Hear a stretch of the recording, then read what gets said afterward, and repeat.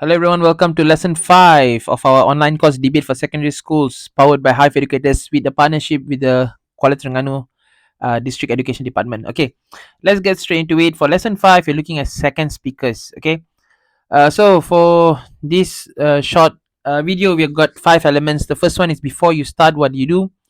How do you redefine the definition? This if you're government speaker 1 as speaker 2. So opposition speaker 2, you're not going to do that.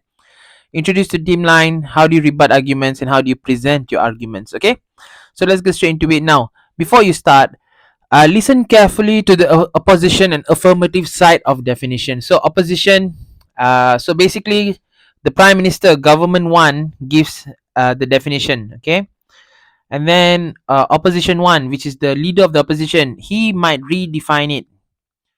Okay, and government speaker two, which is the deputy prime minister, or whatever you want to call yourself, um, will be able to redefine what has been defined by this guy here, the opposition one.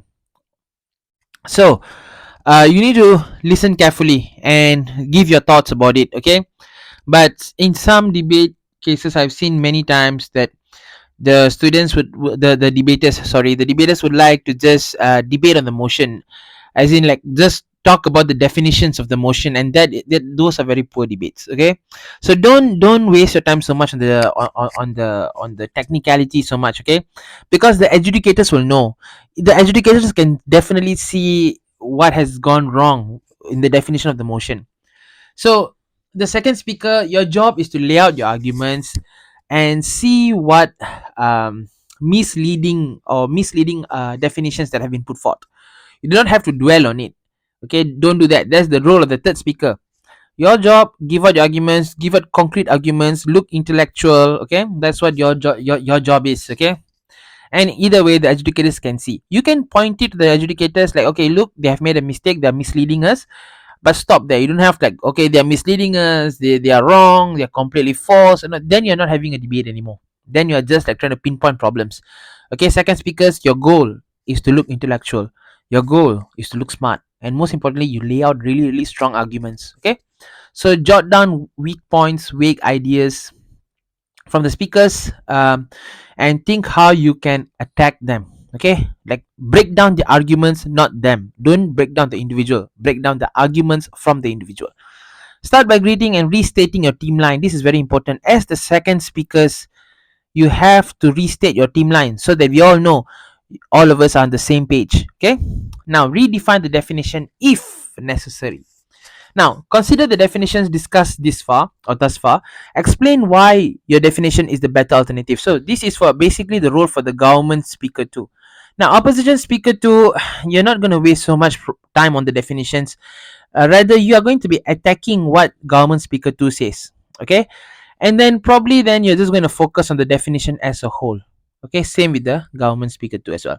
And then you want to clear up any problems. Okay, you want to clear up any untied knots. Okay, um clear up any uh you know any loose ends, that's what they say. Okay, so you want to just clear up, like say, okay, you know what, this is not what the motion is saying, so let's like get into the motion and then say your points. That is more important than just debating about the motion, or just debating, you can debate about the motion, sorry, just debating about the definitions of the motion. Now that is wrong.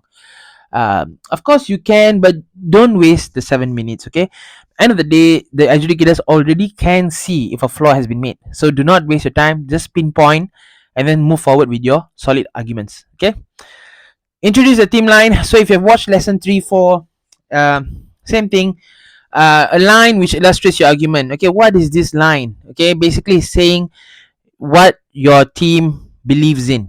Okay, to strengthen your team's overall argument. That is what a team line is. And you also want to make it clear to the audience. Remember, you're speaking for 7 minutes. This is a very long time. 7 minutes speaking is not something short.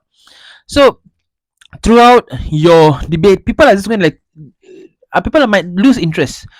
But each time you introduce and you strengthen your team line, you bring back the audience to your core belief. Okay, you bring back your audience to your core belief, to your core argument. And when you do this, it will resonate. Okay, it will resonate with the audience, because then they know, oh, okay, that this is what these guys are saying. and they can understand you better. Each time you bring in the team line, that's where you look really much stronger. I see a lot of really excellent debaters, they always forget about the team line. Okay, and I've seen also some really poor debaters have used the team line but not so successful because they do not have the strong points. They do not have strong arguments. So again, something for you to consider. Actually, not for you to consider, something for you to do. Okay, and then how do you rebut arguments? Okay, so again, if you have listened to lesson 3 4, probably the same thing, but for second speakers you need to attack the arguments by using logic, examples and reason. Okay, again the same thing, but the only difference is, if you are government 2 and you're opposition 2, government 2 you are actually looking at opposition 1 and you are countering those arguments from opposition 1. If you're opposition 2, you are countering arguments from G1 and G2. Okay, all right, that's like a pen, right? G1, G2, G5. Okay, anyway, let's get straight into this. Okay, so basically opposition 2, you are going to have more points for you to rebut. For government 2, the only thing you're going to rebut will be from opposition 1, and basically you're basically redefining the definitions and you're only opposing 1 point. Okay, so for government 2, you must make sure, sorry, even for opposition 2, actually, this is actually both. Explain how the opposition or government are misleading. So this is very important. You need to mention how they are misleading you with their points or their arguments. And to counter that, make sure you give solid examples that people can understand and relate to, because that is what really matters at the end of the day. People want really simple, I don't want to say really simple, but they want examples that they can resonate with. Okay, or that they can understand. Okay, so you want to give examples that everyone in the room can really understand what you're saying. Okay, okay, second opposition can rebut second affirmative speaker. This is what I just said lah. As the opposition 2, you can rebut this guy's point, which is D2. Okay, now how do you present your arguments? Okay, again, you're going to give your point first, and then you're going to give your elaboration, give your examples, and then link back to your motion. Okay, all right, just going to give you a very quick example which I've given a few times already in lesson 3 and 4. So let's just change the motion a bit. Let's say okay, I can't think of anything strong right now, but let's just say students, okay, wait, the voting age should, oops, the voting age should, so currently the voting age is 18, I think, should be lowered to 16. Okay, all right, so let's say this is quite a little bit controversial, but not so much. The voting age should be lowered to 16-year-olds. Okay, so you give your point. You say 16-year-old students are not ready to vote because they can be easily manipulated. They are unable to sometimes, I mean, they can think for their own, but probably when it comes to politics, they might miss important information, or they might not be able to see from different angles. Then you give some elaboration. Okay, this is because 16-year-old students still preoccupied in schools. They might not have a stronger understanding of the world economy and politics. So then we can give some examples. Okay, for example, uh, like me and my friends or something, or you can even say like you can even look at you can even look at research that has been done in other countries that have tried to use 16-year-old students or 16-year-olds for voting. See, do some research, see if that has happened. Then you can draw some examples from there, and then you link back to the motion. Like, so if say you are supporting this, say you are the government, you will say, therefore this shows that the voting age should be lowered to 16-year-old.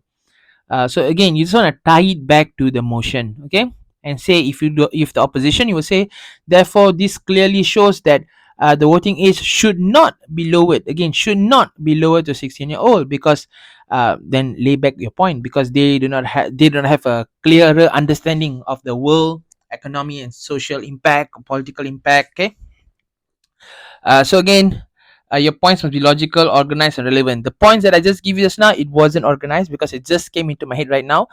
So again, with debate you have a bit more time, so organize your points, use cohesive devices, these are so important. Okay, all right, so again, thank you so much for listening. So I hope you have understood the responsibilities, the roles and responsibilities of the second speaker. Now we will proceed to lesson 6, and hopefully so far it has been clear. And please subscribe if you haven't.